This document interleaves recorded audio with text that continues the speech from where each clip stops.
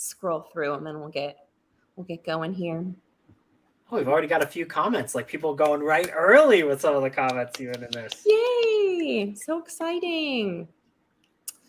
All right. Well, it looks like we are live for our second reading watch hangout sprint for The Exorcist. I am so lucky because we are being graced with the presence of Father It Came from the Page. I just feel like we just father everyone. There's so many fathers in this book where I'm just like, all right, well, and one absentee father, but that's different. Oh my gosh. Okay, that's what I was talking about, or it came up because people have been talking about the most amazing things. And I think part of the enjoyment of this book for me so far, I'm about like halfway through, is people like they know my language. They know my love language is cultural, commentary and analyzing. No, thinking about analogies and metaphors. And one thing that came up last time is you have all of these fathers basically trying to help this one little girl who is fatherless, like he is off, gallivanting on a yacht. Meanwhile, the mother, yachts. So all that to say, thank you, Andrew, so much for being here. And it looks like we have some folks in the chat here, but I'd love to start off with just kind of getting your background on The Exorcist. Have you read this book before? Have you watched the movie? If it's been a long time, how long do you think that's been for you? So when you think of The Exorcist, what comes to mind for you? Yeah, The Exorcist, what comes to mind? So for me, it's like I come from the movie background because for years upon years, I was like super into movies at the expense of all other genres. Like, so I come from going into the book world now from being somebody who is mostly experienced with movies, and the film version of The Exorcist is, I think, one of the best films of all time. And like, there are scenes in the original Exorcist that are like some of my favorite movie scenes like ever. And I have owned the book for like, God, it's gotta be, we're getting on up to probably 15 years of me owning a copy of the Exorcist book and just never reading it until now. And I got close. There's been a few close calls where I'm like, oh, I'm going to start it. Like if it was on script and I have it on script and I'm like, I'm going to do it, but I've never pressed play.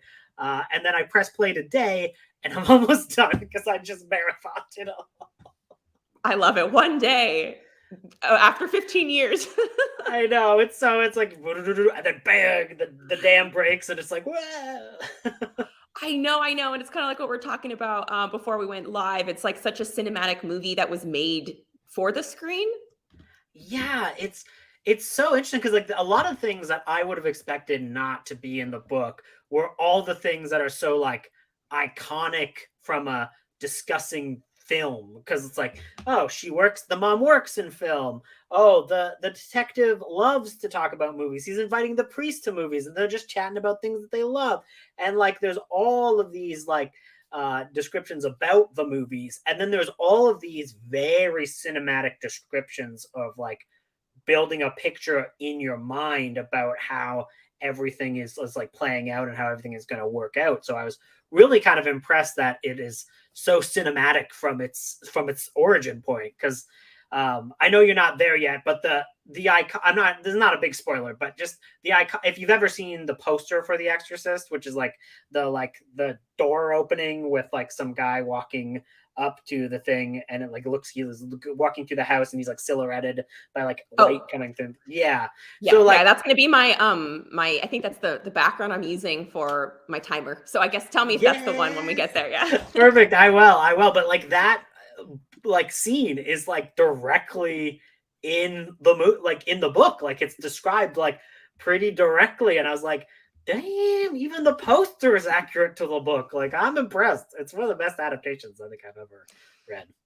Do you think it's because it's like the whole adage of like, if it's not broke, like don't fix it kind of thing? Like it was already a pretty, like, I feel like it is a pretty good story. I don't know what else they could have changed or added that would there are like it.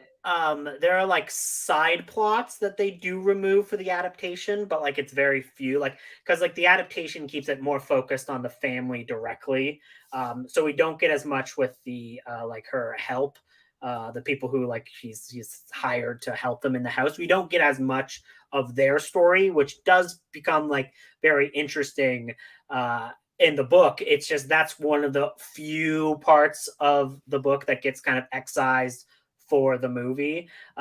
So it's really just the movie kind of tightens it up a little bit, but I think the Mm. entire story is just as good in the book. Yeah, I was thinking also too that the images I have of the movie, whether it's like little excerpts or something, because it's like a very popular movie, you can't not like be around it. I don't feel like she is characterized as like an actress in the movie.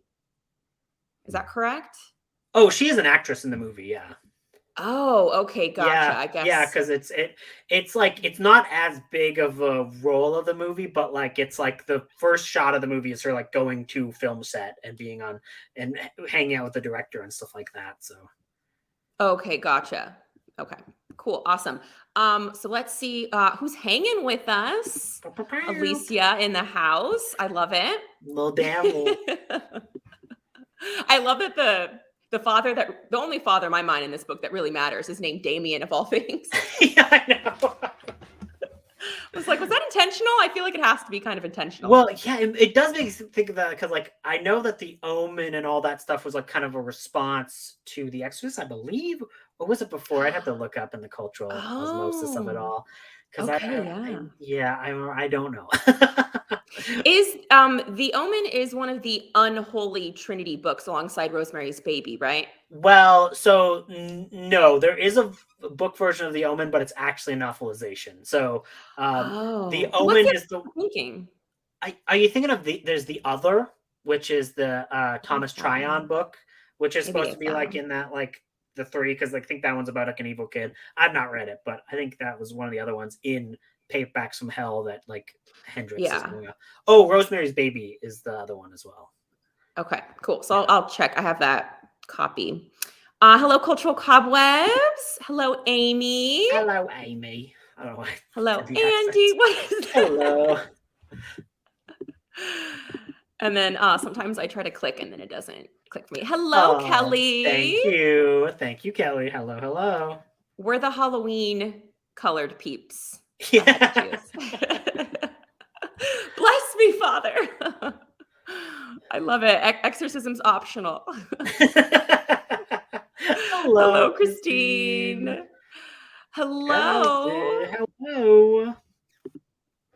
I haven't read this, don't know if I will or not, but I've seen the movie many times. Yes, that's why I'm doing this because it just seems like I gotta get to it. You gotta. And you know what? I'm just glad somebody came up with an excuse to do it because, like I said, it's like something I was delaying for a long time. So thank you for this. Yeah, I'm thinking of doing more of them. The ones it's like the idea of like a read along, watch along, where like there is that movie component, but then it's also like super foundational. But like those you kind of push aside for maybe like more modern Yeah, no, releases. it's a really good idea to kind of go through it because I would have never guessed that the book, The Exorcist, dates as well as it does because I thought like I was kind of afraid. It's like a paperback from hell. I was like, oh god, I gotta be like, how many times am I gonna have to preface what I like about this book? Like it's just going in, and it's like from the Mhm. 70s. I'm like, well, it was a different time, but that's not exact. But like I didn't have to do that. Like only very minor things, and I was really kind of impressed. So. Yes, that was exactly what I was telling Michelle about what made me so weary about picking up this book and starting it, or like any kind of vintage paperback because of the problematic nature that you just like you already know. So it's kind of like that dread that keeps me honestly from reading a lot of vintage horror. I mean, that's fair. That's fair because some of them are woof. You got to go through a lot. Yeah, emotional people. Finished The Exorcist this morning and have so many thoughts. I've been annoying everyone with my theories all day. I love it. Theories are welcome here. Sorry I couldn't join you guys. I love both the book and the movie. Oh my That's gosh. okay. Enjoy your evening.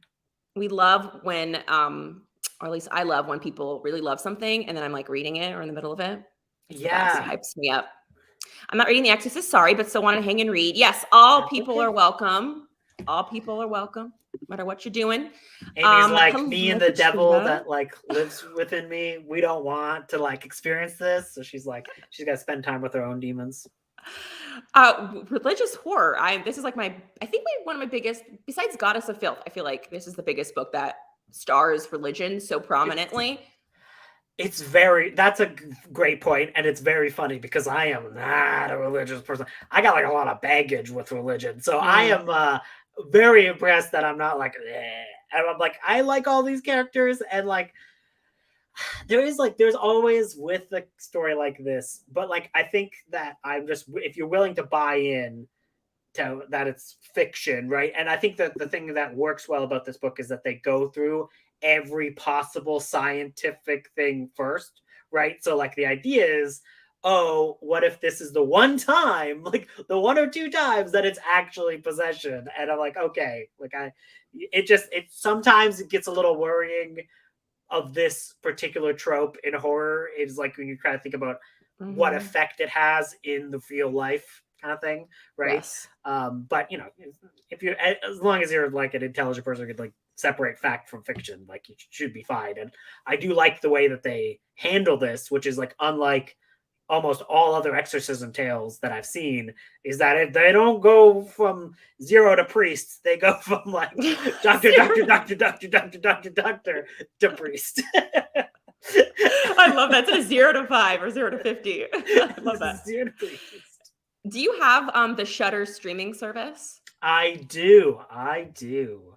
Have you taken a gander on the Cursed Films series at Oh, all? I've watched the first season of that, but I So you didn't. did see the Exorcist one? Yeah, yeah. I would have saw it when it came out. I actually, there was even like there was like a making of podcast a few years ago for The Exorcist that went by and broke down the film and the book and like Really? detailed it I'm all gonna really check that interesting. out.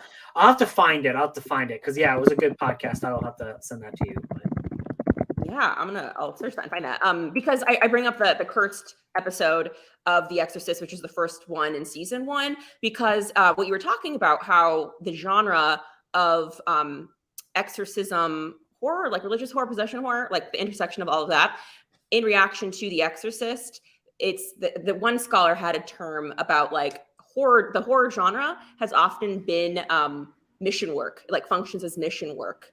And a right, lot of the narratives within the intersection of possession and like religious horror, the movies or books tend to move people and toward more I guess openness to religion, to God, to evil being entities that exist, and how there are a lot of even like in older movies, like in the 50s too, a lot of the storylines revolve around somebody who's a skeptic becoming not so skeptical or like even open to things. So now I'm gonna be like looking out for that.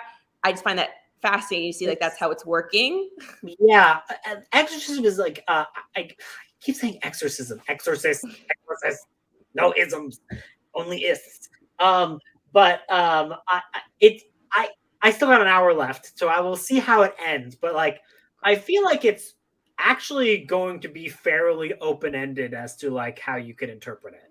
Although like it pretty heavily like it's real demons, but like it, I almost feel like the book is saying the devil exists, but maybe God doesn't, and like I think that might only, and I'm kind of interested Ooh. as to like how that goes. Okay, you got me intrigued. Katrina read it and grew up watching the director's cut that would play on TNT all the time. I've never seen that one. Ooh, I finished the book earlier today because I couldn't stop. 5 stars. I agree, Andrew. The Exorcist is one of the top horror films of all time. That's why you can't escape it, even if you've never seen it, like you myself. can't escape it. I'm also not reading it yet, but I've seen the movie. I'm working on Cotton Candy Massacre instead. Yes, please work on that book because that is one of my faves.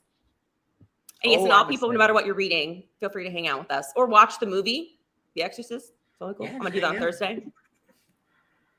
I'm still where I left off on Sunday, so excited to get back into it tonight. Yeah, Oh, I haven't that's cracked it fun. open it yet. That's So I'm awesome. gonna hopefully make some progress. I'm gonna be listening to the audiobook at the same time I'm reading because I'll be like, doing some chores and whatever. But it's nice because the author, I feel like it really does help when he does different type of like voice stuff. That really is helpful for me. I will say it had to be recorded at, well, obviously because of the modern technology. Like obviously it's not like from the 70s, but I feel like some of the voices he uses is from the movie. Like I do feel like when you watch Mm. the movie, you'll be like, oh, so he was kind of doing that, which I actually don't think is a bad thing. But I just think that the fact is that even to William Peter Blatty, like the character performances are so iconic that it's like in his head. Oh, that's funny. The author is being informed by the thing after him. That's funny. Does the movie stick pretty closely to the book? And then Alicia mentioned, yes, it does. Some differences, of course, but overall similar. Yeah, that's pretty much what I say. Yeah. The movie is one of my favorite all-time movies. So good. I can't wait to get to it. So good. Although now I'm worried because like now you've got expectations up there. I know, it's so true. You should just So be like, true. yeah, I'm gonna hate it. It's terrible. Like I feel like more of us Oh. need to say that to you, so you'll be like, wow, that was awesome. I know, but I'm hopeful because people have been hyping up the book. Whether it's like on Instagram, they'll like DM me and say, "Oh my god, that's like one of my favorites," or they said it like on the video when I talked about my reading plans, and I'm still really loving it. So maybe it has like an It's true. opposite effect. Maybe it's more infectious. God's love shines through. No, Maybe not that. I'm kidding. The devil's love. Exactly. The devil's. I finished the book yesterday. I couldn't put it down. I think the movie follows the book very closely. Love it. I think it helps that William Peter Blatty was involved in the film directly, so I think that's why it is so faithful. Ooh, sense. I didn't know that. That makes sense. And I think Katrina mentioned also last time, on the last sprints, that he is really religious or like has like some type of education in that. So I'm trying to think about what he's trying to say about religion. Right, because there is a lot about the seminary, and like there's a lot about like Catholicism that like I probably need to do some reading on like after this, just because like it does go pretty in depth into those elements, and I'm like kind of interested, but also like you ain't getting me this time, Catholicism. You're trying, but I don't think so. I know, compelling efforts, but it's no for me, dog. That makes a big difference. No. The Omen was written to be adapted like The Exorcist. Oh, so like it was made to be a movie? Right, because like the book is written by the screenwriter. So like it's like the novelization is written by the screenwriter. So it's like one of those things where I think they both came out at like the same time. Oh, okay. The Omen novelizations are weird though, because there's actually novelizations for films that don't exist. Omen 4, the Armageddon 2000, and then Omen 5, The Abomination, are books that are sequels to the novelizations but aren't actually based on films. Oh, okay. So they're just kind of like in their own like novelization universe. Yeah, it's weird. It's weird. But also, I didn't know, when speaking of like sequels and like subsequent films, Katrina, once this clicks, mentioned, my thing doesn't like StreamYard sometimes, that there's an Exorcist 3. Yeah, okay, so Exorcist 3 is adapted from Legion, and that's actually the sequel to the book. Exorcist 3 is, I believe it's directed by William Peter Blatty. Like, I believe it's directed by the writer of Legion. So, skip Exorcist 2. Don't watch Exorcist 2. I'm telling you, everyone out there, do not watch Exorcist 2. It's real bad. It is an absolute nightmare of a film. Say no more. Say truly no more. Like that is like off my list because I didn't even know it existed. But maybe, Katrina, have you seen Exorcist 3? Oh, yes, I have. Yeah, I loved Exorcist 3 is a wild movie. It's like a little bit of I know that film is a bit like compromised, is that it was not exactly what William Peter Blatty wanted from this film. So yeah, I did. He was the writer and the director of the movie, as well as Legion, the book. I've never even heard of anyone who read the book that it was based off of. But I didn't even know it existed. But it is also about demonic possession. Yeah. So and I think like the detective from The Exorcist returns. I'm not exactly sure though, but reverse psychology from Amy. I love it. I mean, this is good maybe to do as like a watch party because if it's that bad, like gotta bring us all down with you. All I'm saying is there is a lengthy scene where a man is dressed as a locust in a locust costume, and it's just like you're staring into his eyes, and it's just like locusts. He's a locust. He's turning into a locust. He's the priest of the locusts, and it is James Earl Jones, I think, is playing a locust man. It's so bizarre. Good. It's not good, and it's questionable at best. At best. Alicia says Exorcist 1 and 3 are the only ones that matter. Okay, so this seems like a well-known fact that Exorcist 2 sucks. Yeah, it's so bad. It's got a 3.8 on freaking IMDb. Like, people do not like that movie. I'm hoping to watch the movie for the first time during the stream on Thursday. Yes, that's my plan too. My goal is to be able to finish the book today and then watch the movie on Thursday during sprints. Yes. Love it. His role in that movie is Chef's Kiss. Oh, we have a new t-shirt phrase, Zero to Priest. No stops in between. No stops in between. Hi, Hoko. That's me doing the little ghost. Little ghosty. Ghosty. I really like a quote at the end of the book that references what you were just saying, Andrew, but I won't say it yet to avoid any spoilers. Yes, maybe add it to the Discord and do like a little spoilers thing. Do the little black bars that you got to click on and then you're like, whoa. It's magical. Yeah, I think it's like a / spoilers or I don't know. I always forget how to do it and I have to like test it 5 times and then go, okay, now I can put it. I won't accidentally spoil someone. Oh yeah, I have to like Google search every time I do it. I'm finishing up dinner and then I'll be reading some of The Resurrectionist by Rafe James White, and it's nasty. Ooh. Right. That sounds fun. I've never heard of that. Peace. Hello, Crystal. Hello. Exorcist: The Beginning was the first horror movie I saw in theaters. Which one is this? So that's number 4. That's Exorcist 4. But here's the thing. There were 2 Exorcist prequel films that were made at a very similar time and came out like right near each other. The Exorcist movie franchise is wild because I think there's 4 mainline Exorcist movies, obviously, no isms.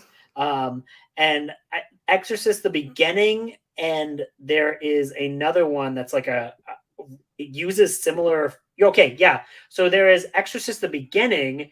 And then there's there's Dominion, prequel to The Exorcist. One came out in 2004, the other in 2005. They have they're not sequels to each other. They are like re-edited and refilmed versions of the same movie. Why? It's wild. Why? And they both star Stellan Skarsgård as Father Marin. It's just so bizarre. It's so. Oh my god. That is. It's one. Thank you for breaking that down. I didn't think that there was such a huge franchise, and also I didn't realize there was such a weird, strange situation with all these movies. I thought that it was just the one Exorcist movie that we all know and love, and I will love probably when I watch it. And then this, what I thought was a requel, but I realized it's a sequel that's coming out. I think it's like I'm interested in how that, because there's also a TV series, 2 seasons, I think 2 or 3 seasons of a TV show, yes. and that show is actually pretty damn good. I haven't finished it, but the first season is like really quite good, actually. Like there's a lot of really good stuff and really interesting stuff happening there. So it's like a very strange franchise in that regard, because then I think what they're doing is they're going to give it the Halloween treatment, where this new movie is just a sequel to the first one and no others. Oh yes. Yeah. I remember when I was just getting into the Halloween franchise last Halloween, I was like, okay, I literally had to Google the order to watch these movies. And I read an article that told me about the different branches of stuff. It's like, it depends on what universe you want to live in. Do you want to live in this one because you go boop? Or you can go from 2 to H2O, or you can go 2, 3, 4, 5, 6. like, Yes. oh Or the one on space. I'm like, what? Oh, God. god. Oh gosh, those I was so wild. Too creative. Oh, Too much. too much, too much. And then no wonder why you like this movie so much, Katrina, because I realized there was a Oh, moment of that, and I was like, yeah. yes, yes, this is great. Captain Howdy. Captain Howdy. I almost got the Target Ouija sweatshirt, but I got the Oh, cobweb one instead. That was cute. that's cute. All right. So is 45 minutes good with you, Andrew? Could Or we move it Spring? up to an hour so I could finish the book? Is Yes, that too much? Okay. totally. That is way too much to leave Because you I'm like, hanging with 15 minutes. yeah, I was like, the last 15 minutes, I don't know. You got it. I'm so excited for it too. I'm gonna watch it. Is that what the This is movie's why I'm called? doing this. Exorcist? Exorcist, Belieber. Okay, I would love if Justin Bieber was the Exorcist. Just the term exorcist, I never think of like that's the person that leads the exorcism. Like it just like, oh, the exorcist. Like, I don't know why. I think of it as like the act, not necessarily the person. But Yeah, it's interesting because the entire book is really named after a character you only get for the last hour of the book because I just got introduced to the Exorcist. yes, yeah. So it confused me for the longest time, and it still does. We should be cruel and only do 45 minutes. The last I'll do 15 whatever. minutes. I'll do whatever for you people. Let's put it away. I thought the Target t-shirt, sweatshirt was kind of boring, but yes, I love the Ouija in it. Oh my gosh, you know your Ouijas, so I take that seriously. Nervous for the new Exorcist. I know. There's a lot of investment for people who really love it and know it and have been a fan of it for years. So we'll see. I feel like the trailers reveal nothing really, which I like Oh, I because haven't I feel even like seen the trailers trailers. I'll have to watch that. probably Then. don't. Maybe Well, don't. maybe don't. Maybe Because don't. I feel like they I feel like always reveal things. But this one, I think maybe actually you could. it's very strange because like I feel like you could do a remake of this in a really interesting way. I don't know about a sequel at this point because I'm like, if you remade this with modern science and and like taking all the and like fully modernize the story into like even incorporating our modern takes on religion and stuff like that, like you could make a really interesting newer version of the story. I just don't know what like you're gonna do for like sequel. Like at this point, you're like Pazuzu 2 still Pazuzu? Like I don't know. Still Pazuzu? I don't know. Oh my god. Hello, Maddie. Hello.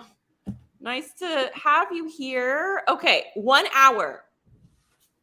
1 hour.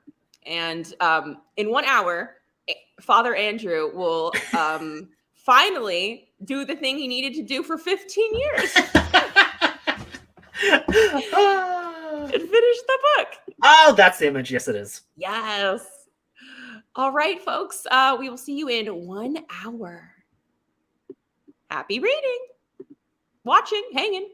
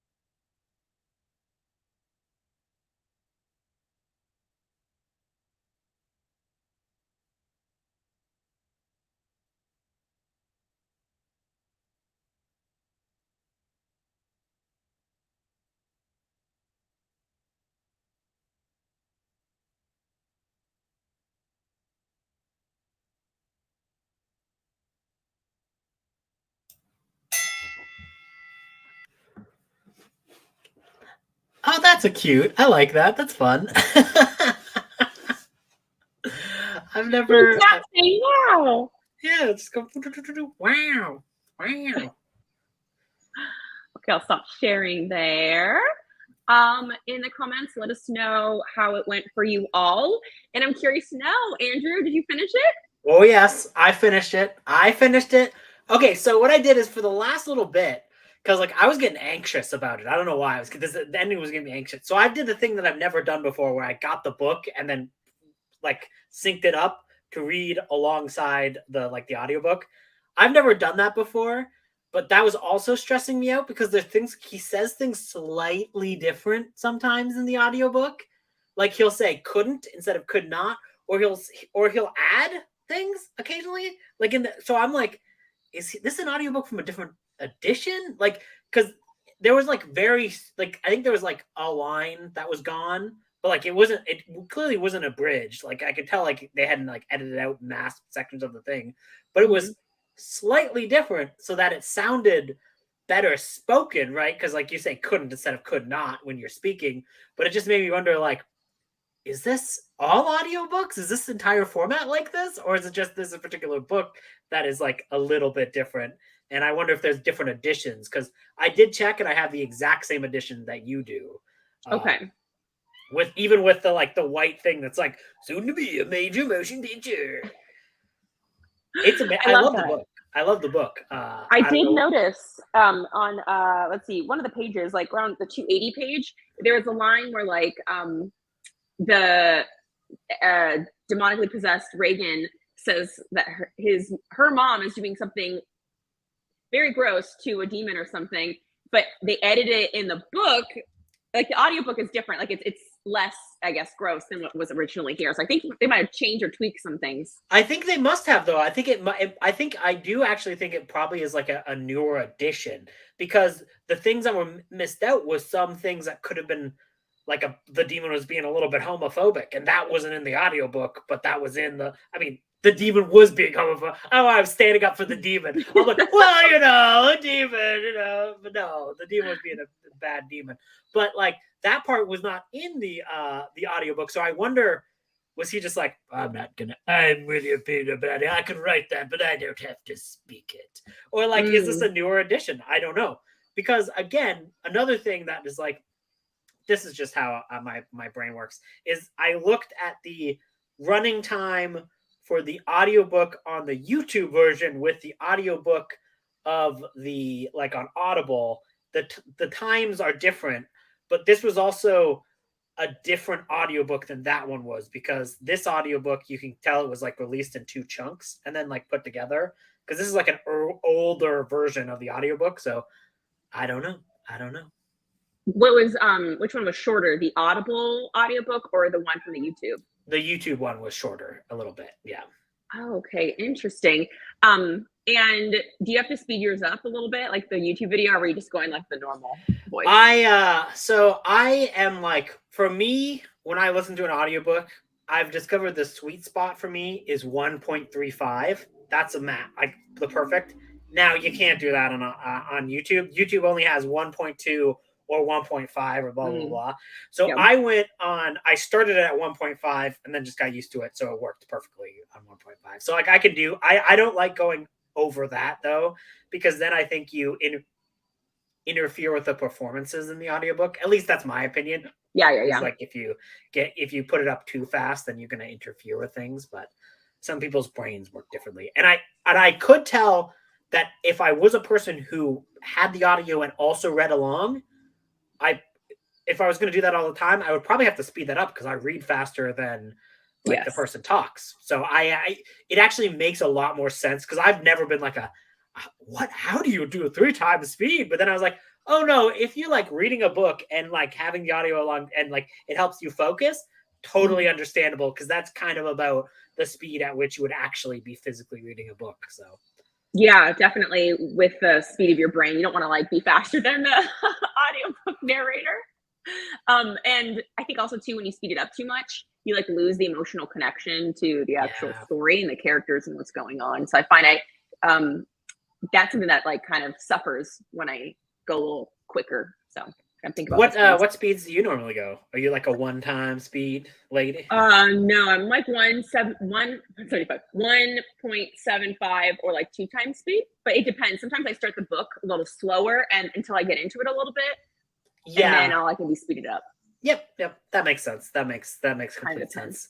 It always depends on how the audiobook is produced as well. Cause like if there's like audio tracks under it, cause like sometimes they'll like put like a little bit of a moody music in underneath. That gets so messed up if you have it going too fast. Like it's like so funny. Cause like I remember episode 13, you listen to the audio and it's like a great audiobook because it's like a fully produced audiobook. But there's at one point there's like an actual song in it. And if you're listening to it at like a higher speed, you're all of a sudden it's like the creepy people are here, and it's like, oh my god, it's too fast. This doesn't work. What is happening here? I wish I read that book via audio. I just read the hard cover, the physical. That was a missed opportunity. But there's always next time. I mean, there was always next time. Did you like the book without the audio? Yeah, I liked it. That was good.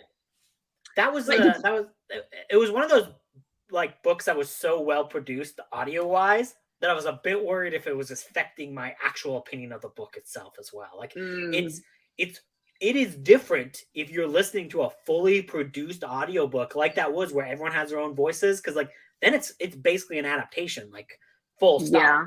So like if you really like the voices and you like all the things, you're gonna like the book a little bit more. So I would almost be curious to read it without the audio to figure out how much do I actually like that book, because I liked it a lot, but I wonder if I was a little bit like tweaked. That's why when I review books, I always like to be like, oh, I listened to the audio or blah blah blah, because it does make a difference, because a good or terrible narrator can like completely change everything.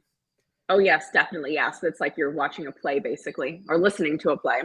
Yeah, it's audiobooks are really an interesting format. I love them, but Same, I love them. We had some people who popped in saying hi, hello, welcome. People popping in real quick. People loving the little like a fun is about to start.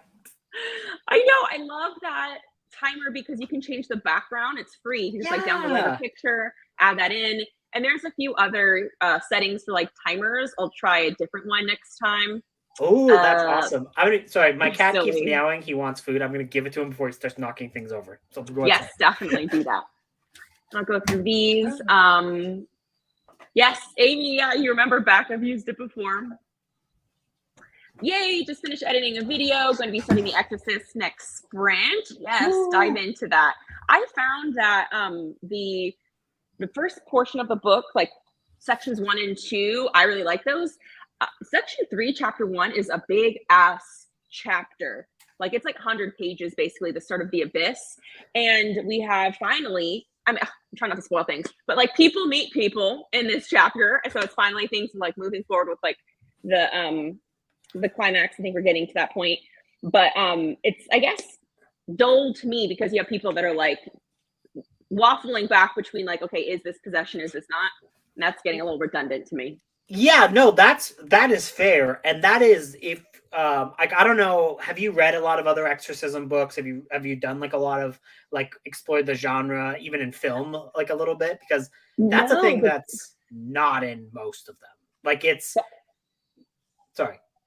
Oh no, sorry. I was about to say that because this is something I wanted us to talk about, like on a scale of 1 to 5, how much of a fan are we of possession horror? To me, I have like no number I can put on this because I don't really feel like I've had any exposure to it, and I know basically the whole subgenre is like in response to The Exorcist. Do you feel like you vibe well with this subgenre?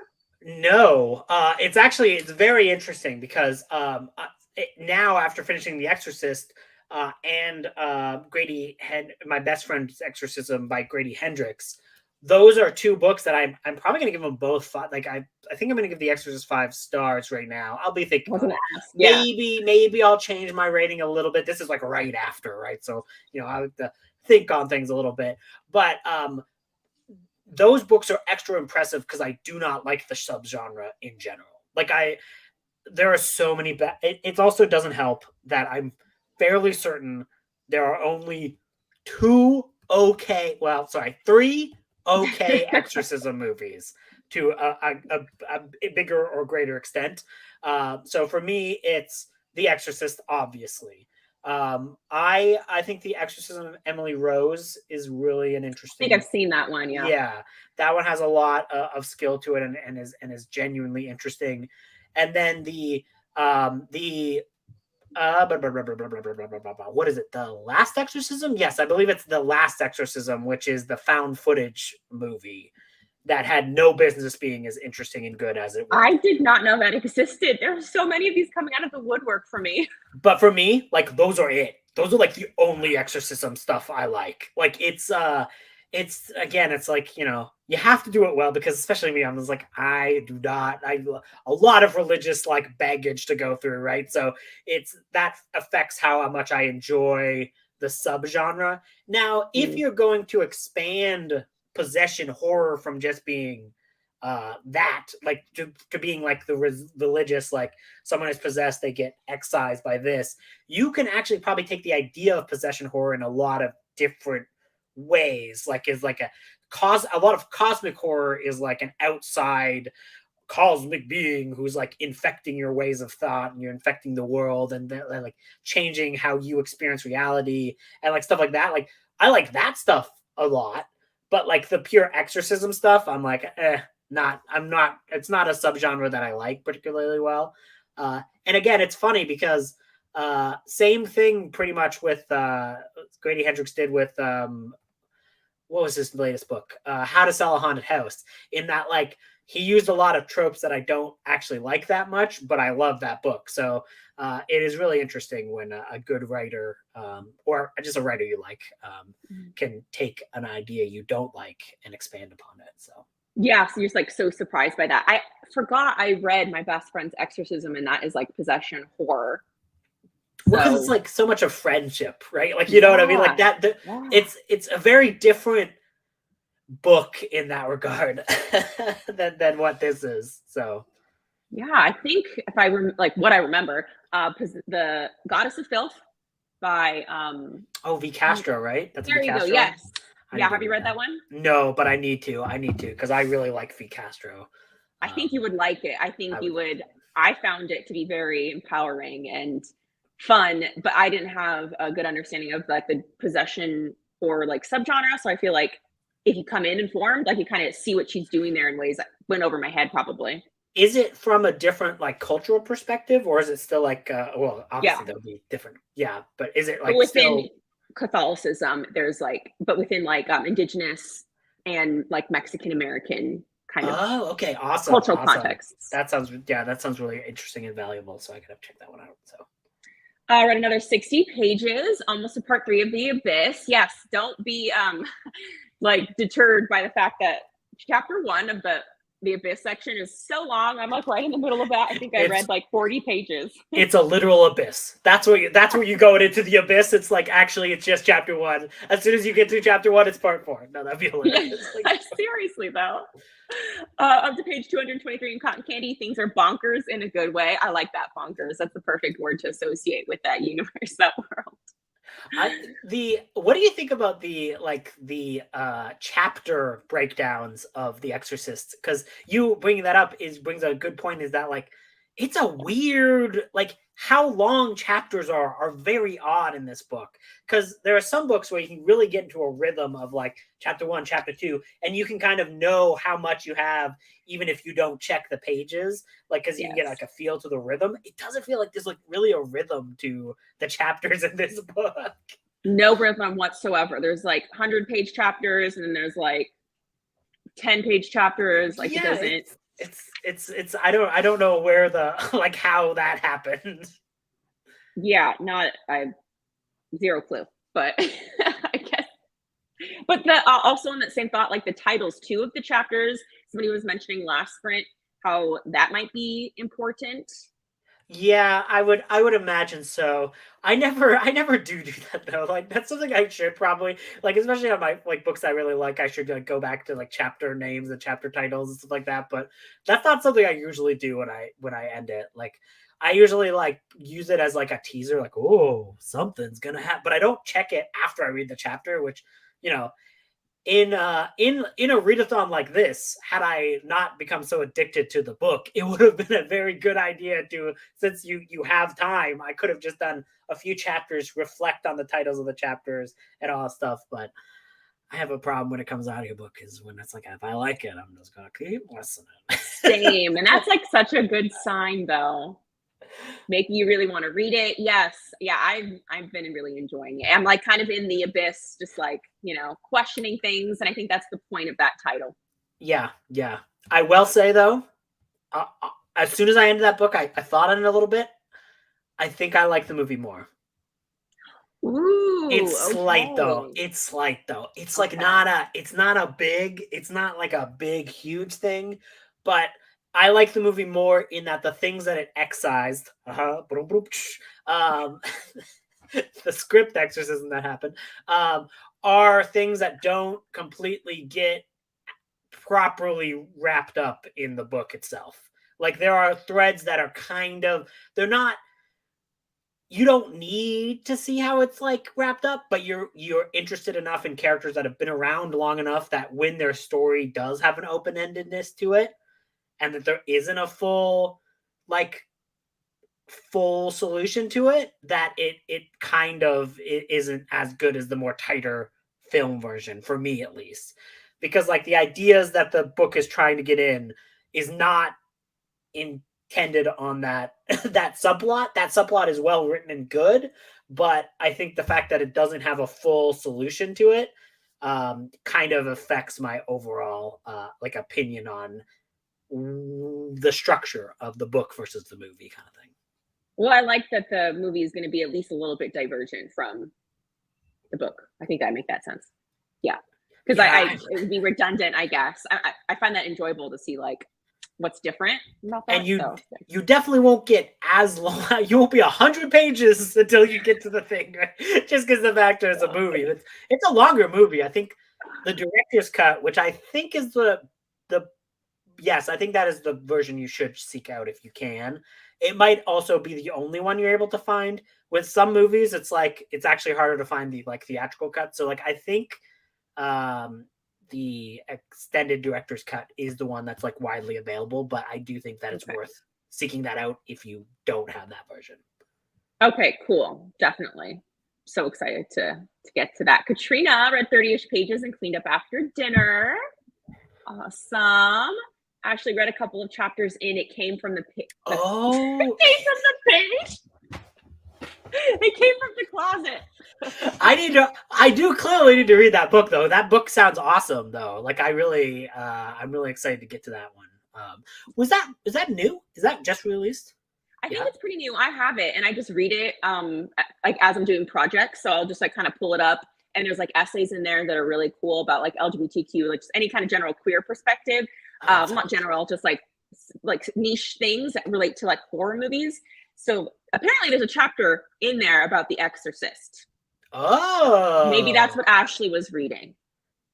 Yeah, actually, if that is what you read, I'd be interested to hear, because that would be a very complicated subject to kind of address from that perspective, that lens. It comes up so much though, like the it's also like feels like a side thing, but also it's come up repeatedly, so it feels like it's important. This idea of like homosexuality and like queerness, like it's constantly demonized, I guess. Like it's never really talked about in a positive light. Yeah, I would, at least again, I noticed that when I was reading the book was a little bit more harsher in terminology than the audiobook was. So this is coming a little bit from the audiobook only perspective until the end. I did feel like that it was kind of not necessarily demonized in a way that was like, I don't recall anyone being like, you can't do this, but people who are afraid to appear as such, right? Because like there's a chapter where where Father Karras is talking to another person who's like has difficulty making friendships because he's worried about showing any like positive and emotion towards other men would get you perceived as gay. And it's like, that's really interesting to talk about, because that is also kind of talking about like toxic masculinity inside of the church, right? Like and that element there as well. But it's definitely not, there's no gay characters, right? So like it's not talked about in a way that we have like a perspective from it, but it's really interesting. Yeah, and I think it's like also, if I'm not mistaken, there's like comments that the possessed Reagan says that like talk about doing certain things that are like homosexual acts or whatever. So it's like it's coming from the mouth literally of like a demon, these acts, and that's the only Yeah. time it's like being present within the story. The sexual politics involved in the demon stuff is like one of the stuff that's like I'm just kind of on the fence of, is that like it's super effective, but it's also like you went there when I don't know There if. was some gnarly stuff like with the mom, like eh. Oh yeah, with the mom, that scene, I know exactly the scene you're talking about, and I was like, there's a scene where it happens in front of like doctors, and when the Yes. doctors get out of the situation, they don't mention. There's like, oh yeah, that's the thing that happens. I'm like, is it? I don't think so. That was insane and cray. What are you're not going to talk about this? Like we should talk about this. Why are you talking? They're just like, we're just going to drink and we're going to repress, and you're like, well, that's not a good way to deal with his emotions. But I guess like repression is like a key component of the story as well, where it's like even Father Karras is repressing his doubts and like repressing his own like insecurities and fears to the point where it's like building up kind of thing. So it can be taken Yes. advantage of. The demon takes advantage of our repression. Yes. Like And this. somebody else also what somebody's I think it was last sprint, somebody meant not last sprint, last streaming, like my last live. Somebody in the chat mentioned that there's like this parallel between how the mom has to like repress a lot of herself or like suppress her Right. goals professionally, and then so does the father. Like it's in parallel, the priest, I should say. Right. No, that's a really good point, because she has to give up on her dreams to care for her daughter. Like there are specific moments in the book where it's like, here's a thing you've always wanted, but you cannot do it because you know that you can't leave your daughter in this vulnerable position. So But the father can be on a yacht. but So the father could be on the yacht being like, yo, what's up? I just came back from the yacht. I called her right after I got back from the yacht. It's fine. Then she said mean things to me and I was so offended. Oh, yes, I feel like there's a lot to be said there. I wish I like listening to audiobooks. It seems like so much fun. I just can't get into them. That's fine. That's like, it's one of those things where it's like there are some people who can't get into physical reading. It's like really hard for them. So it's just like kind of like a whatever your preference is, right? Because I know Kitty doesn't really like audiobooks. So Yeah, I noticed that too. they are always like reading physically. So it's interesting. I'm usually at 2.5. Damn, Katrina. But I've been listening to audiobooks for 1,000 years. 1,000 years. Well, probably you've only done it for like 500 years, but you've listened to enough hours, whereas you go at 2.5 speed. So it's like 1,000 years. I did not like episode 13 at all. I read it physically, so there's that. There is that. There is that. Probably a 3-ish on the scale, I would say, as a possession fan. So kind of like in the middle there. Another movie I would recommend is The Exorcism of Emily Rose. Yes. Yep. Andy also liked that too. One of 3 good Exorcist movies was what I intend. Although I did hear that the Pope's Exorcist was dumb fun. I did hear that. I haven't seen that yet though. It's like Russell Crowe is like, I'm the Exorcist for the Pope, and you're like, okay, this is weird, but yeah, I think that's like on Netflix right now. Oh, nice. It's always I'm not about a 2 with possession stories. I'm not religious, so it takes a lot to suspend disbelief or be scary for me. That makes sense. Yeah. That's where I am as well. Like, because it's like I always have to get past the real life consequences of real life exorcism, because like I've looked into and I've heard stories about like kids who have died because of this, right? Like the kids who have died during exorcisms. Oh, shit. Like in real life? Yeah, like in real life, like that, like because and like that, it's just like this horrifying situation where a child was really mentally ill, and they basically got like they like died of like dehydration. Like it's like horrible. Like it's some of the most horrible like things I've ever read about are about the consequences of real life exorcisms. So like it's kind of why I don't, unless it's like really well written and like almost responsibly written as well. Like the thing that I do appreciate about this book is that it's written from the perspective of like a responsible go to doctor, get all things done to doctor before you even think about this, right? Like so like you can tell that there is work put in to be like, don't distrust like mental health professionals, go to them, because like it's even talked about how the mom has issues with doctors from the Lots of past, distrust. Yeah. but she works through that and like works with them still for like so like it's that's like the thing that is like really important to kind of like nail in a story like this, because there are real life consequences to people who have taken exorcisms as being reality and people have died. So it's like, it's one of the reasons why I'm at a 2 as well, because it's like hard to get to that point of like, no, it's fine. In the book, it exists. We just have to exist in a world where it's actually Yes. real. And like we could just, Yeah. it's fiction. Let's go through let's get what they're picking up. But there's always that barrier to entry with me. Yes, yeah, absolutely. I think that's also what Maddie here is echoing. Likes possession, but without the heavy exorcism aspects. Yeah. You can have them be exclusive, like they don't have to be together all the time. Have you read Come Closer by Sarah Graham? We have a lot of people who are mentioning here that they really liked it. I've never actually read any Sarah Graham books, so I need to check that out. Oh, okay. Yeah, okay. So yeah, this is interesting because like that's the Evil Dead films are about possession without exorcism. So like that type of stuff I do enjoy. I love the Evil Dead movie. And the first one you're gonna have some questions about, but the two to the new ones are quite good.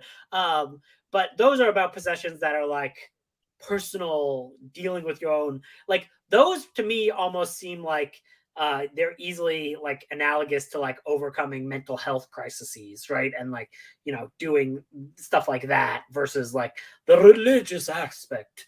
And I guess religious possession I'm a little bit iffy on, but just possession I can get into. So oh, gotcha. Okay, without the like religious like, affiliation of like an actual like church or religious. Yeah. It's yeah, like I found like you know, since having the stroke, I find that like stories about people losing control of their body in a certain way like resonate with me on a different level, because like some days like half my body just won't respond, so it's just like it resonates like a little differently for me. So like I can really get into those types of like losing control of yourself kind of possession elements.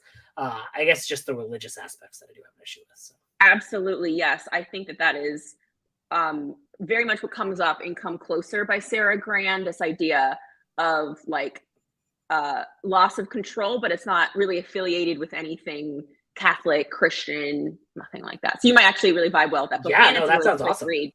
That sounds awesome. I will check that one out.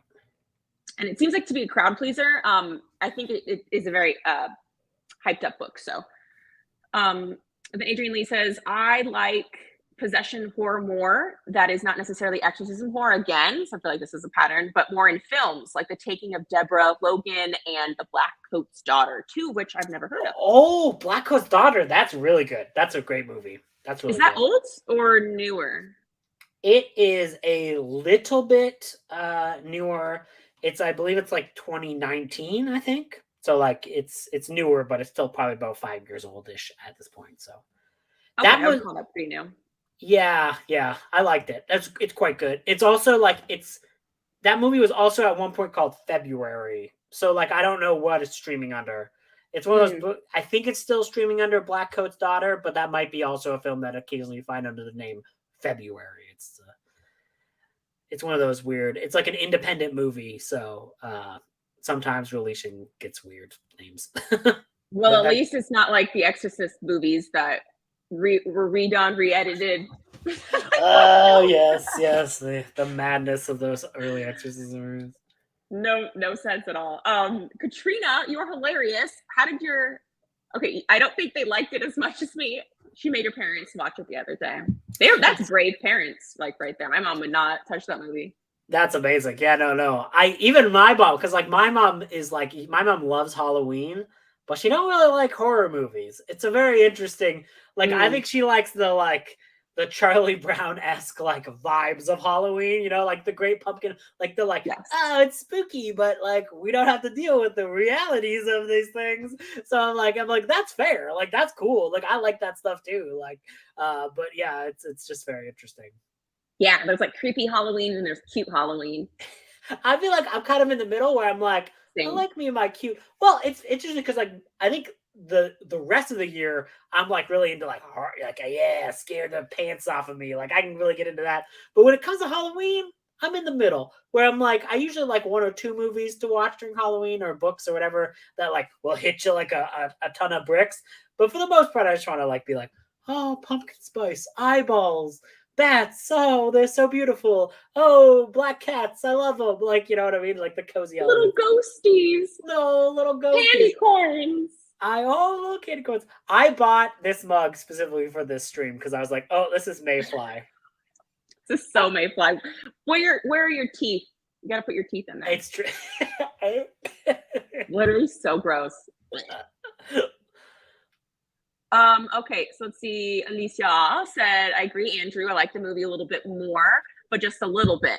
I've also loved the movie for so long, it's hard to beat. Absolutely. Yeah, which again is like I have like memories from my first time watching that movie. Like so like there's like obviously there's a little bit of nostalgia based on that. So Oh yes, yeah. Especially how old were you when you watched it for the first time? oh god, I must have been like 17, I think. Like I was young. Yeah. Okay, so pretty young. It Came From the Closet is new, came out in 2022. I borrowed it in Hoopla, The Exorcist Essays, the very first chapter. Oh, awesome. There was a book that was I was looking at my Libby to like to get the audiobook. They didn't have that, but they did have a book that just recently came out literally this year that was a history of the like it was a nonfiction book about the Exorcist that just came out recently. So Is it like popular history or is it like more academic? I'm not exactly sure. Oh, by the way, I did find out that podcast that I was mentioning that I was called Inside the Exorcist from 2017. Oh, okay, That's it's through Wondery. It has to be good. That is a great podcast network. How did you get that instantly? Like, how did you instantly I had searched it before. Oh, you had searched it before? Okay, I was just like, wow, I just mentioned that. You're like, oh my goodness, are you like possessed, Lord? You're just like reading my mind. You're like, it's a Wondery podcast. It's Wondery. I love that. I know. Podcast. Just call me Pazuzu. I had put the tab up and searched it, but I didn't like look at it because I didn't want to get distracted. But then I actually looked at it when you said it. And I have to check out this book, Monsters in the Closet. That sounds cool. Yes, that was supposed to be quite good as well. I've heard about that one. Oh, you've heard about that? Oh, homosexuality in the horror film. Cool. Yeah. There's like a lot of like a great.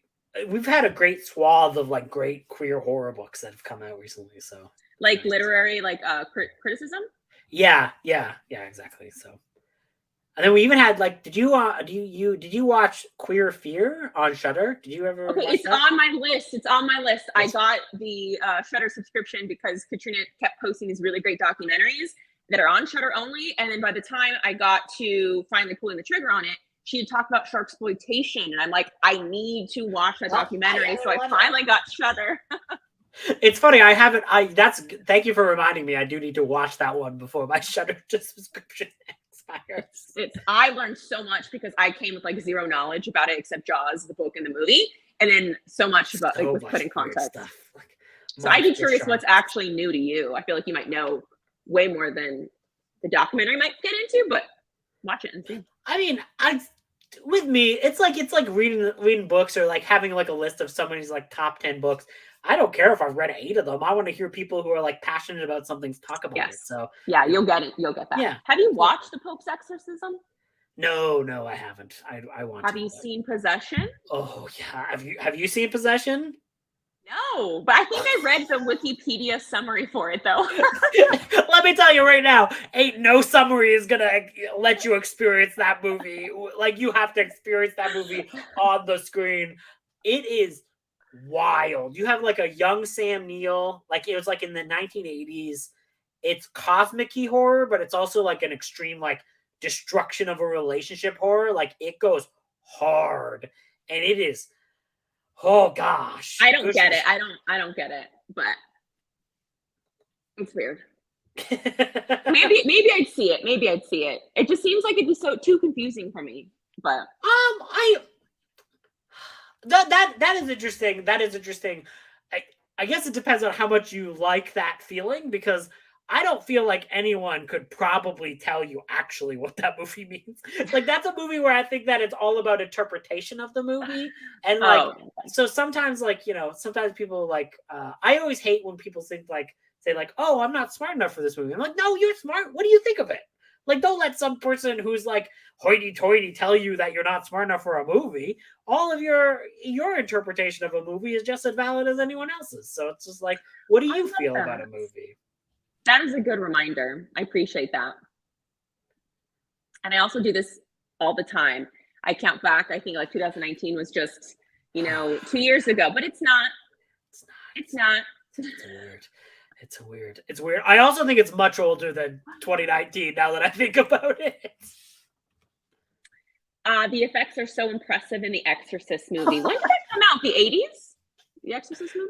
70s. I think it was like 77 or so. The Also, same by the way, decade it came out? Like the book? I think so. I have to check that out. But The Black Coat's Daughter is 2015. So I added years on that. It's almost 10 years old. I can't believe that. But goodies.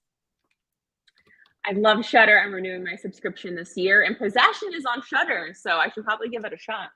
It is. So, oh wow, The Exorcist is 1973. 2 years. Wait, wasn't 71 when the book was published? I think so. Yeah, I think so. Like, that's a quick turnaround. It's so funny. When I said 1977, that is The Exorcist to the Heretic, and I guess it scarred me so much. The year 1977 was burned in my brain. Oh, that's the one you said. Heretic is the name of the sequel? Yeah. The sequel I will not watch. No, gosh, goodness gracious. It's like, it's one of those things where it's like you only watch it if you're like writing a book on movie sequels. Do you ever use Letterboxd? No, I do not. So it's it depends on what kind of a person you are, because like honestly you could just write it in like a like journal if that's what you prefer and go back to it. But I always like it as like a social thing, and I always like it because I can just go back and like look at really old reviews I've done for things. There is the only review that I'm like the most liked review on the page is way back in the day. I was trying to write a book about movie sequels, and like I got maybe about 50% done of the book, but then I was just like, these are so bad, like I can't do it anymore. But there's a movie called The Jerk 2, but it's TOO, and it's a TV movie sequel to the Steve Martin 70s comedy The Jerk. And my review of it is that this is a movie you only watch if you're writing a review about movies, and that is the most liked review on that page. So it's like every time someone else has gone down the same unfortunate degree of like, I'm gonna write a movie sequels book, they like find this movie and then they like the review, and it's at like 33 people now, and I'm just like, 33 people have fallen in the same trap as I did. It's just like, we gotta do I think I'm so bad at sequels. I think I'm so bad at like keeping up with like those franchises. I just have low hopes, I guess. Well, you're kind of, the good sequels are hard to come by. It's like a thing like where there are some great sequels, but there are also like some sequels that I love that are not good. It's very much like once you get past part 2 and you're into like a series, you can't really be trusted on your opinions on the series. Like if someone asked me for my ranking of the Halloween films, I give it to you, but you shouldn't trust me because I put all that time and effort into watching every single one of those movies, and a lot of them are very bad. One day, and I guess they're like doing another reboot now with something, a show or whatever. A show, because that's what people. Anyways, I don't know. I know you finished the book. Are you down to hang out a little bit more? Yeah. I don't need to leave. That'd be rude. Oh yeah, I finished the book, Lord. I'm out. See ya. Bye. You have to stay and help see me through this. I don't know how far I'll get, but I'm currently on page 285. And mine is out of like 400 pages, I think. 403. Check. Can you check? Can you check? Yes, it is. No, you're right. Did you just fact check me? No, it doesn't. No, okay, that just proves we have the same copy. Because like I was sitting there like going like, how many pages left? Oh, it is at 403. That's amazing. You got it. Yeah. So I think I'm over halfway through. I'm liking it. Okay, cool. So we'll do another hour. That's fine with me. Or 45s like you wanted. Whatevs. I finished the book. I'm good. I know. What are you gonna do? I'm probably gonna catch up on YouTube. I think there's a few Okay, YouTube videos I gotta watch. fabulous. Awesome. And then Christine here mentions that she liked the Pope's Exorcist, but probably not in the way you should. Really, just Russell Crowe just carries that movie. Honestly, that kind of like sells that movie to me though. Like, you like it, but you kind of feel like a little guilty for liking it. Hey, I'm down. I'm down. Don't feel guilty about enjoying Pope's Exorcism. Or maybe Christine likes it because it's like so bad or cheesy or something. Like there's joy in that. Like bad movies are enjoyable. Maybe she's got a huge crush on Russell Crowe. More power to you, girl. We had that. Okay, so we're gonna go back to a little timer. And see you all in 1 hour. Happy reading, watching, hanging.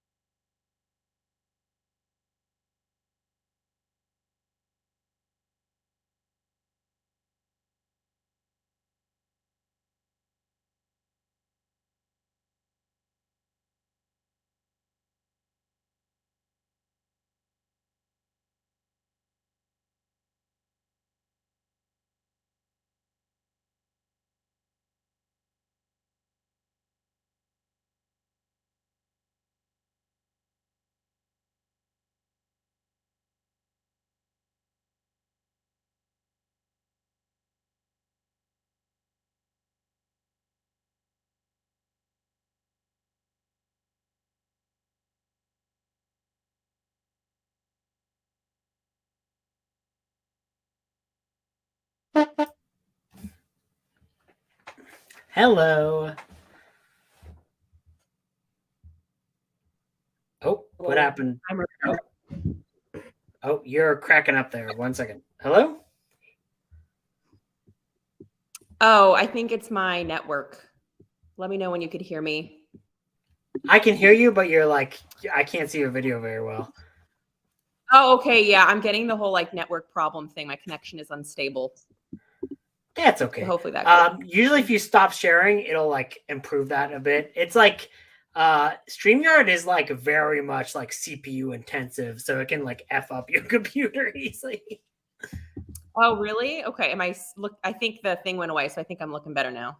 Yeah, you're good. You're sounding good. It's all there good. So Fabulous.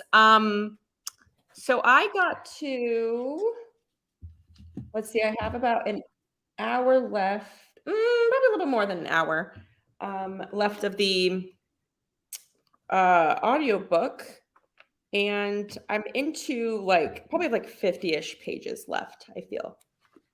oh So we yeah, you'll be done that earlier than an hour then. Heck yeah. yeah, it's I think yeah, more people are meeting Yep. other Yep. people. And people are so funny. The honk scared them. It's very much what reminds me of like a clown honk. Honk honk. Yeah, Yeah. yeah. That happens. What were you up to? I was watching YouTube video, catching up on YouTube, watching people doing fall reset vlogs. I watched a bunch of those today. So Like Kelsey's? yep, Kelsey's. And then Aaron Megan did a really good one of those today too as well. So I watched that as well. Gotcha. I have Kelsey's in my watch later list. It is really good. Good. I love a little bit of B-roll. Let's see. Andy is on page 240. Ooh, you only have 163 pages left. It's Math. working at least.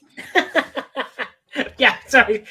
You're right. In our version, I was just like, oh, everyone is reading the 1974 release. That's like, yo, be prepared. When did this come out? Like, is this actually, because it obviously wasn't one of the first ones because it has like the best-selling novel of demonic possession, Yeah. but like this one's old, right? Oh yeah, that has to be like 1973 or 74. Okay, I was just gonna like throw it in a little library. Well, I mean, I think that's where I got mine. Like, it's one of those like little free library throwing ebooks. Should I keep it? Does it have any kind of importance?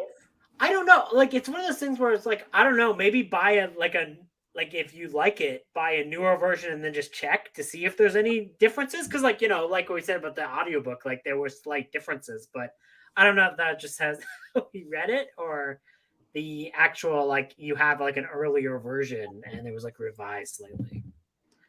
Yeah. Okay. I'll see about Also, it. I feel like I was like really into like the first part and part two, and now I feel like with part three, I think especially with the like, will I believe, won't I believe, that kind of thing, like the waffling. yeah, I'm missing. I want more it, time with Reagan. yeah. I think part 4 will like conclude it accurately for you. But I do think that if you're like oh my god, this is going off the movie might actually work better for you than the actual book itself. Okay, and that makes sense. That what you said about like things kind of like tightening up. Yeah, it's just like tightened up in which like it goes into an expansive version of like all of the options in the book, where like in the movie you go, oh, she's gone through all the options and now we're here. You don't go through as the viewer of her going through every single particular, because like that's what happens in the book. And like I'm of two minds about that, and like in that like I appreciate the fact that they are doing that because of the real world aspects of something like this, but I also understand that like reading it is like, okay guys, we know we're here because Exorcists are real. Like, because you're going in as a reader being like, no one is going through the Exorcists thinking like, oh, it's not real, right? Like, you know what I mean? Like, it's I'm of two minds about it, and I understand from an actual reading perspective, like, yeah, it goes on a little longer than it should. Yeah, so I feel like that's something I was like bummed out about because I feel like there was a lot in part 1 and 2 that they had a lot of really interesting endings to the chapter that you're like, oh wow, like that, what a way to end it. And then you move on to something else. But this one just seems, I don't know, I guess like I'm learning that I don't really care too much for um I guess not the I guess I'm not now figuring out like who's actually the exorcist, but I guess I don't really care so much for Father Damien. I feel like I really like the scenes when you have the mother and the daughter together. Yeah, no, that's fair. That's fair. Because like Karis, Damien Karis. I don't know why, but I'm always Father Karis versus Father Damien. I don't know why. I'm like, oh, it's Father Karis. I'm like, no, it's Father Damien Karis. You could say it either way. But my brain is always like Father Karis. I think because in the movie, I don't even know in the movie if they call him Damien. So like that's probably in my head. Like, is that it's a lot of Karis this, Karis that, and I think it's only Damien because we're reading certain things. yeah, You know yeah. that but the movie doesn't care as much. No, the movie definitely doesn't care. It's like it does depend, especially in that last half, is about what you feel about Karis versus that. Okay. Yeah, I missed the. I But guess when it was more like a newer thing to me. What was happening? yeah, but part 4 I think will bring you back in and like be into it for the conclusion. I think the conclusion will get you. It's just like from part 3 to the introduction of Father Marin is like a little. I understand. It's like it's a chunk. Like you're going through an actual abyss to get to Father Okay. Marin. So appropriately named chapter for sure. Yeah, exactly. Section. Yeah. Okay, I need you to see this title of what Amy is reading. Seduced by a PSL. If you look at Kelsey's Patreon and like her Discord, you can see us talking about this earlier. In that Crystal from Farmer. Sell smut? Yes, it is the Christmas public spice latte. This is amazing. I hope you're vlogging this. I truly do. I do too, because Crystal from Fiber Artsy like was like, "Hey, is anyone else gonna read this for like we need to get a buddy read?" And like my comment was like, "Is it cool? Because you can get burns places you don't want to get burns from if you like a pumpkin spice latte smut like." Nice. I'm like, what is the temperature of this latte? That's my. Those like kind of smut books, I enjoy when people do like spoilers for them, like spoiler videos. Like I watched somebody who did one. I think it was Samantha Donovan. She did a smut vlog that was like spoiler filled, and it was about the Shrek's Get in My Swamp one. Oh God, it's so bad. I hated that book so much. Like there's like a half finished vlog that I uploaded to my Patreon because I was like, I'm never gonna finish this vlog. But it was like I was reading like a Monster Smut vlog, but then I stopped when I read the Smut vlog, like the Shrek Smut, because I was so mad because I'm like, why is he ripped? It's like it's Shrek. He's supposed to be like dad bod. That's the entire point of Shrek. So like I got so mad over it, I never finished the vlog. Oh, so that took you out of the story? Yeah. Well, look, there's a lot of things about it's like that and everything else. Like there's a lot. I do think I think the public spice latte spot is like 30 pages or so. Like I think I think those are the like if you're gonna do a ridiculous smut, like it's gotta be like 30 pages. Like I don't think you can get past it. Yeah, like there was like a interdimensional love clown smut that was happening. I think that's the short story one, right? Like the really tiny. Yeah. So like those versions of ridiculous smut, like you can do like a short story version, but like if it's like 100 pages, I'm like, I'm out. I can't do 100 pages of someone being attracted to a pumpkin spice latte. Okay, so unfortunately, I'm gonna have to go into the Discord and see what she ends up saying about that. But I didn't really realize that food smut is literally a thing. That exists. It's every particular type of smut is there. So funny. I know, that just cracked me up. Read a couple chapters of Mexican Gothic. Have you read this one before?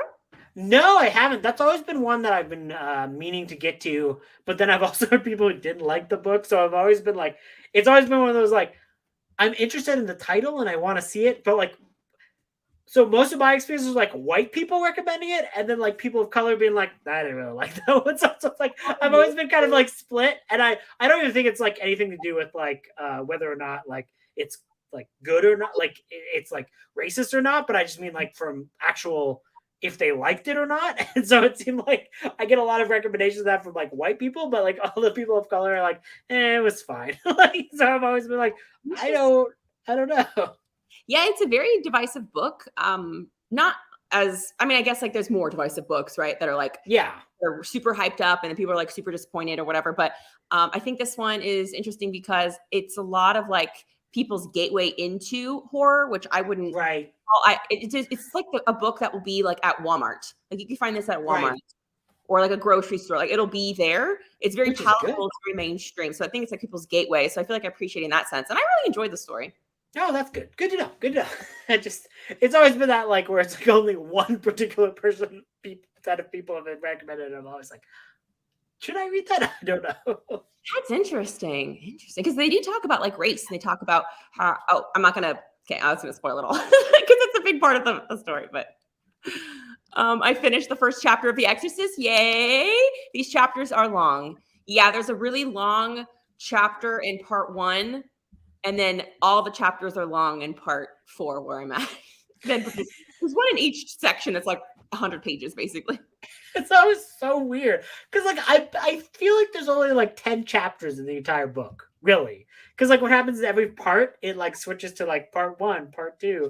But like I feel like in the entire book there's only like 10 chapters. Yes. Yeah, it's very, very short in terms of the chapters they have. I got up to 250 in Cotton Candy Massacre. I feel like this part is going longer than it needs to, but I like Shingles the Clown. I don't remember Shingles the Clown. Give me something to remember them by. But I do know my one critique about that book is I feel like it is a little too long. But I feel like I like that because I got more like invested in the characters. And then I feel like the author picked up on that from people saying that, and so the sequel is much shorter. But then when I read the sequel, I was like, oh, I wish this was longer. So like there's like a middle ground that they need to reach. You can't win them all, you know what I mean? Kitty ASMR.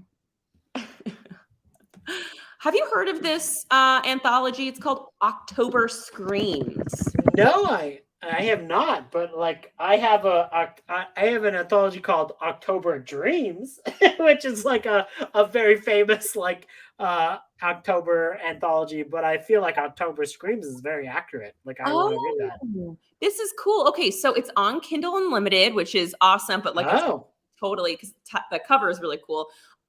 There's short stories by Brian Keene, Gemma Amore, Keelan Patrick Burke, Clay McLeod Chapman, Philip Fracassi, Gwendolyn Kist, Ronald Malfi. Like that. Wow. Yeah, that's like very like elaborate. Like there's a lot of people there. Okay, it literally just, I don't know if I could let's see if I can share that. It literally just came out like September 13th. Oh, wow. Okay, you know what? I'm putting that in my Kindle Unlimited library. I'll like, maybe get to it. That looks wow. It's got a great cover, at least. Like, that's cool. Yeah, I agree. Thanks for sharing that, Adrian. Yeah, that's awesome.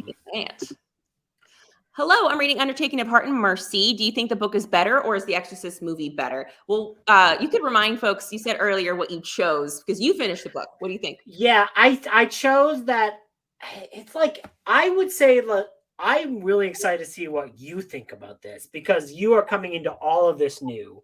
Right. So like I come in with like pre-established baggage in the form of like, you know, I watched the movie when I was young. I had a very like emotional reaction to it. It made an impact. Therefore, there's always going to be like a little bit of nostalgia there, no matter how much I try to divorce myself from it. So like I was like, oh, I think slightly that the movie is better just because it's a little bit more focused and a lot of the extraneous plot lines have been kind of shaved off and done. So slightly, it's like a little bit. I still think they're both great. Okay, that's good to know. Because I feel like that's something that's coming up for me. And I think it's just not necessarily because you brought it to my attention, but like I feel like it was naturally like something I'm thinking about because I've been watching a lot of movies that have book components to it. Like there's a book called There's Someone Inside Your House. It has like a pink cover to it, but there's also a Netflix movie that was adapted. Pretty sure it's Oh, called There's Someone Inside Your House. is okay. Interesting. So that one, I felt like the plot was there's just like a lot going on, but they like simplified it for the film adaptation, and they like totally changed things, like the motivations and who the actual killer was. Oh, interesting. Yeah, because I wouldn't say that like the Exorcist adaptation doesn't change things; it just slightly focuses things more. Mm, Yeah, so it's like it's less of like it's changing the ideas and like the overall themes of it. It's like all very similarly themed. It's just what it includes is a bit different just because of the running time of the movie. So okay, yeah, you really got to like pick and choose your stuff because Andy's also feeling too that it's a little drawn out, and they're definitely yeah, like due diligence. yeah, and it's very funny because like I from a reading perspective, like yeah, like it's kind of old, but it's also like I don't know if William Peter Blatty went into this for the like I have read actual versions of exorcism that have gone wrong, so I want to be extra safe in how I'm like reflecting this towards the audience from book form. Like I don't know how much thought in that regard went into it, but it definitely seems like overly it was overly thought out as for like reading it as a book, so it's like a very conflicted way for me to talk about that particular element. Yeah, and it's interesting how like one of the I guess not the was it would this be the first Exorcist book? No, because so there was a lot of actually, you know what, I say that I definitely don't think it's the first. I think it's the first from like this specific perspective though is like because like I know that there definitely be older material about things that are like way more dated and definitely don't age as well, like because like I think like something like White Zombie has like an exorcist aspect. I don't remember exactly, but like I Possession think zombie kind of thing, yeah. yeah, like I think like possession and zombie stuff got a little intertwined in that like specific like early 40s period Mhm. of stuff, but like I can't specifically say anything drawing a one to one. So Mhm. like probably like from an overall perspective is one of the first, especially like, you know.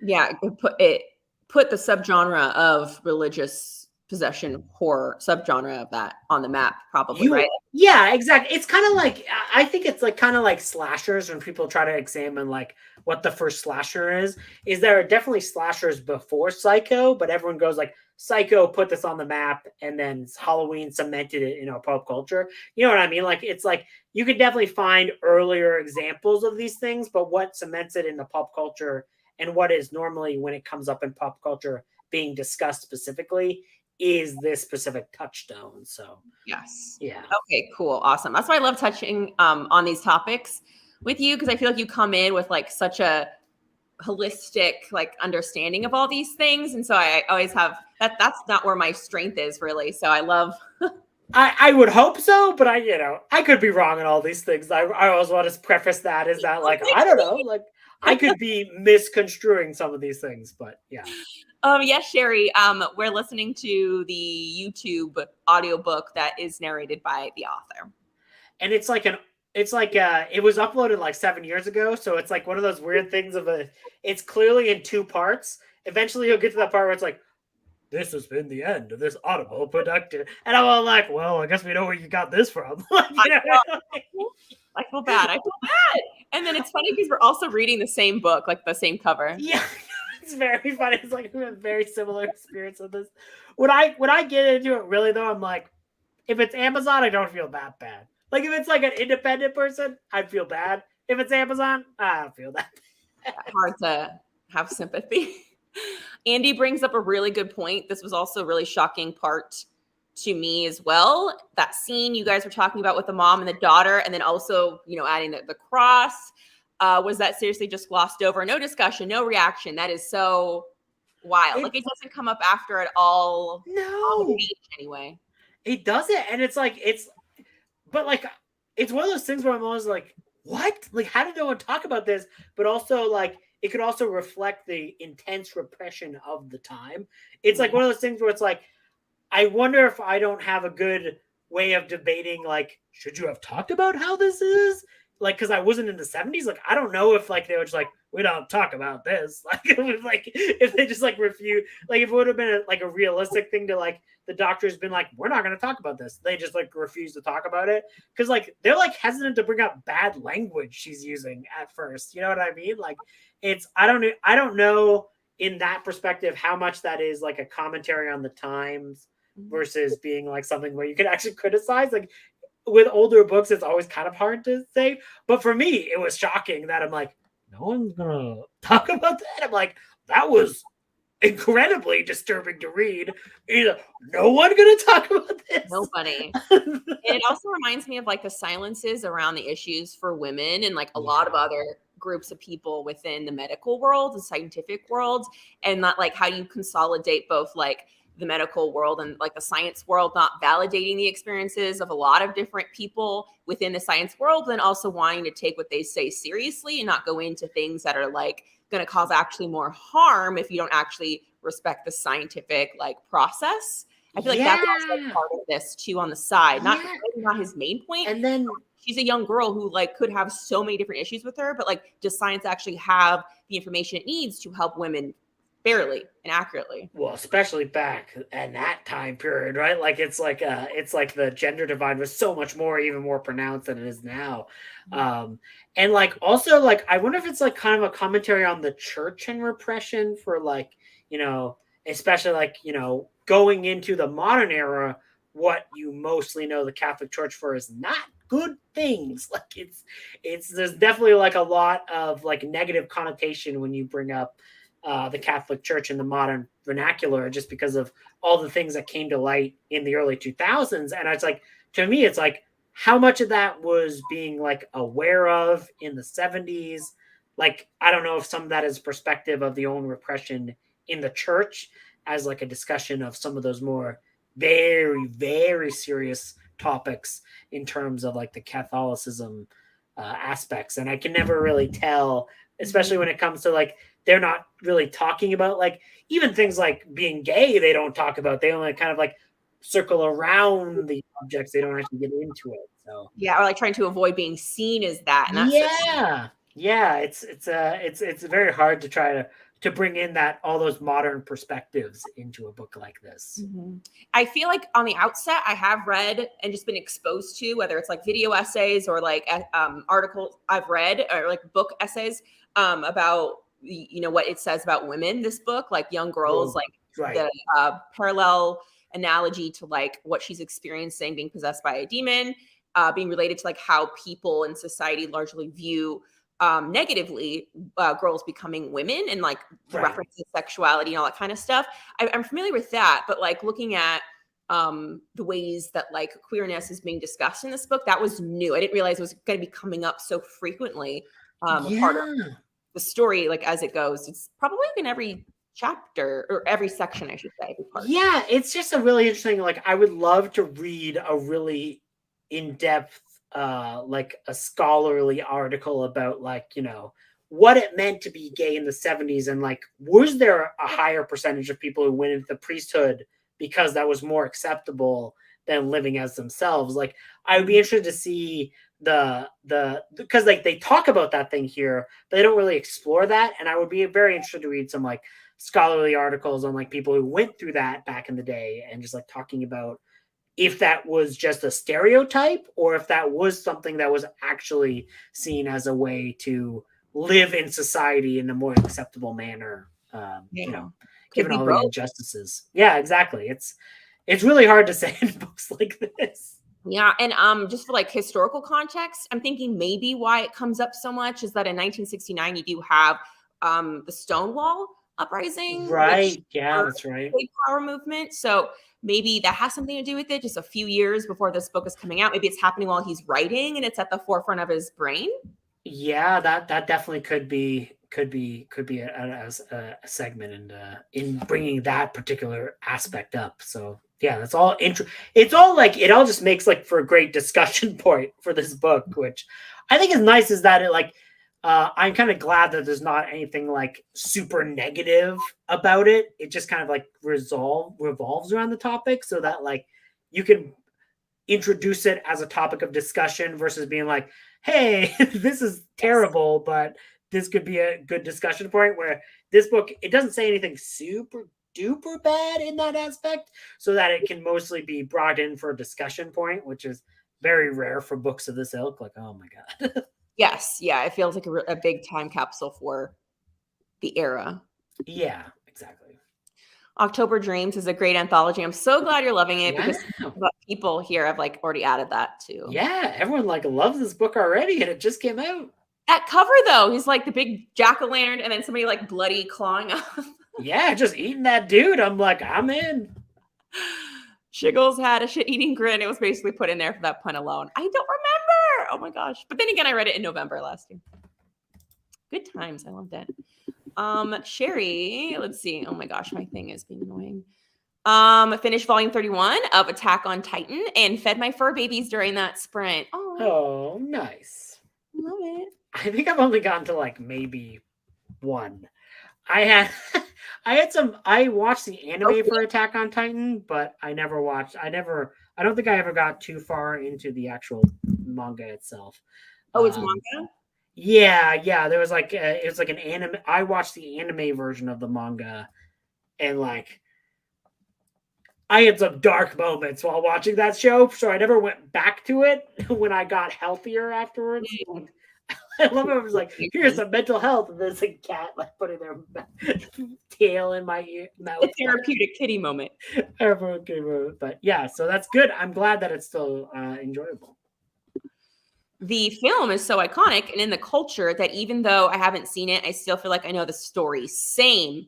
So reading the book for the first time somehow still relates to the movie for me. Exactly. Yeah, like I have the young girl Reagan, the movie one in my head. Her name's like Linda?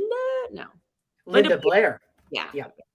It's like it's so much like cultural osmosis with that thing is like if you ever went like trick or treating as a kid, like there were like Exorcist displays for like Halloween decorations like since forever. So even if you've never seen it, you've probably seen some of the imagery behind it. So yes, lots to merchandise from that. Lots to pull out and sell. Which is very strange given the content of the story. But yeah, it's been a very merchandisable film, which is very strange when you try to break it down of like, we're buying merchandise of like a terrified child. You know what I mean? Like it's very strange. Like, even like Michelle posted that like that photo being that shirt being showed on Etsy where it's like the Barbie shirt, but it's like Reagan with like the puke like on it. And I'm like, I love that, but I'm also like thinking about it like in context, I'm like, that is like a traumatized child that I'm like, this is a Barbie and like wearing it as a shirt. Like it's strange when you try to think about it. It speaks to how far this movie has like kind of transcended or like the story, because it's both film and book, so important. It transcends like its context and it's been so decontextualized and so out of its actual meaning that could be something we're just like, oh yeah, cool. Yeah, and that's always very interesting when it gets to a piece of media that like the contextualization of it has become so lost to time where it's like you don't even think about it anymore. It's like very strange. The Case Against Satan by Ray Russell came out before The Exorcist. Have you heard of this? I think so. Is that not about the case that actually resulted in the death? I think that might have been about like a serious, like a fictionalized version of the case that like was about the actual death. I'm not exactly sure. I think I've read some other Ray Russell books. Oh, it's hard to say. Did he do Mr. Sardonicus? It's really marketed as like before The Exorcist, Rosemary's Baby, there was The Case Against Satan. Like it feels like it's trying to talk about itself as like the grandpapa of possession. Which I've never heard of it before. That sounds cool. I have like so many bookmarks open from everybody's awesome stuff. Sherry says, yay, I'm happy you're listening to that audiobook because it's phenomenal. I feel like he really upped the creepy vibe. Yeah, especially when the audiobook on the YouTube channel has like, it'll skip every so often and it gives it like an extra creepy vibe and like repeat the words. Yeah, yes, when it goes to like hello, hello, hello. And then it goes back into it. I was like, when I was walking, I was like, is my thing like messing up? So like I kept messing with the settings on my YouTube player to be like, okay, go lesser, go higher quality. Like, well, let's solve it. Also, yes, Ray Russell is the person who did Sardonicus. I was trying to figure that out. There's like I read a short story collection by him called The Haunted Castles, which included that and was all of his gothic works. So Oh, I need to read Case Against Satan. So ooh, cool. Yeah, that Haunted Castles book I'm seeing here has like a cool castle, like a skull in it. That's really freaking cool. yeah, that book is really good and really interesting. Um, just as we were just talking about with the manga, I'm watching. Sherry says I'm watching the anime after I finish the series. When the series is trying to portray about war and humanity is really interesting. Ooh, that does sound interesting. It's messaging around there. Yeah, that sounds. I've always been like, I need to pick that one up again now that I'm mentally healthy because it's like a dark series that, like, if you're not in a good mental space, it's not a good thing to pick up. But once you're in a better space, mental health wise, it's worth picking up again. That's always good to know. Ashley says, I'm really glad we've moved away from the hysteria diagnosis in modern medicine. Yeah. Yeah. It was some of the part is you're gonna get to it eventually, but this isn't like a big spoiler. But like near the end of the book where they try to like be like, here's a scientist definition towards the book, where they're like, telekinesis. That's the thing that happens when you're stressed. And I'm like, no, it's Oh no, I think I got to that too, where like he's like that's where he's like waffling back. He's like trying to rationalize how this person could do all these things, all these things, and all he thinks about is just it's telepathy. Like you can do that. Like it's I was normal. like, excuse me, I'm a stressful person. I've been stressed multiple times in my life. I've never been able to read minds. I feel like that would help you alleviate the stress. It's very strange. Like when they're like, "Ah, yes, telepathy. You can control things with your mind." And I'm like, I would like to do that. That would be helpful. If I could just be like, feed the cat so I don't have to get out of bed in the morning. That would be real convenient. Yeah. And I think maybe it's also like now that we're talking about it, maybe it's like it's so hard for him as the person I'm talking about, like to wrap their head around like right that thing existing. So like maybe overly rationalizing, like it can't be that because I struggle to, or what does that mean for me that if that is real and if I right accept that, I have to accept this. yeah it's very interesting. I'm very excited for you to get to the end because Alicia referenced the quote near the end where she's like, oh, this quote embodies what I was talking about earlier, and then I got to it and I was like, oh wow, that's Did exactly she the add it quote. to the Discord? Oh yeah, I don't know if she added it to the Discord or Oh, not. okay, but she referenced it, right? You picked Yeah, up. she referenced it, and then I got to the end of the book, and I was like, "That's the quote she was referencing." Like it was just like I didn't see if she added it or not, but yeah, it's interesting. Telekinesis was a serious topic of study in the 60s, so maybe that's why it's treated more seriously. That Yeah, probably works with that. yeah, and I think that's one of the reasons why I think this movie would actually make for a really interesting remake versus a sequel. In that, like, if you took all of these elements and try to like imbibe what we know about science today and incorporate it to a way that you could like, if you really tried, you could make it still be like there ain't no demons, it was this, and like doing that with our current level of scientific understanding, I think would be really interesting. I don't know what a sequel will do. I hope it does that because I think that's one of the most unique elements about this book that nothing else picked up on. You know what I mean? Yeah, and also what Andy's saying here about the atheist mom trying to convince a priest was interesting. That's true. Yeah, their conversation they're having, and I think it's also funny that he's in plain clothes during that conversation. I feel like that says something. Yeah, that's very true. And then her final takeaway is really interesting when the book ends. I'll be interested to see what you think about the final. You're like planting these seeds, getting me hyped again. I thought I was lost, but now I'm found. By Father Andrew. The light of outdated 60s science will guide you. Call Me Squishy, which is the best name ever. Actually, probably second to Swamp Gas. Says, I'm loving this entire conversation. thank you for being here and for listening to us. Yeah, thank you so much for joining. Yes, and thank you, Andrew, so much for being here. I'm so glad you're able to finish this book. It seemed like it was a long time coming. I know, it definitely was. It definitely was. It's like almost as long as this book has been alive. Like half of its existence has been me owning it, being like, I need to read it. I need to read it. It's just like staring at you. I love how it's the exact same copy that you have too. Because I was like looking at it, I was like, wow, it even has the white banner that's like Ketchup does a major motion picture. I was like, yes. I know, for you to avoid it was probably going to be really like Pazuzu would be on you so quick. Yeah, exactly. This is me talking to you. It's time, Andrew. Well, thank you so much, everyone, for being here. I got to go make some dinner.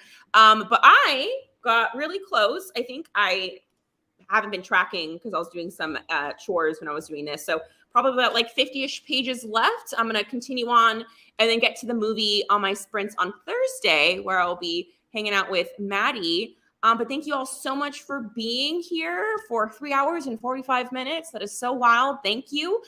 We have a Discord too, so make sure you check that out. And yeah, thank you so much. Have a great rest of your day or evening. Have a good day, everybody. Bye. Bye. That was great. Thank you for having me on.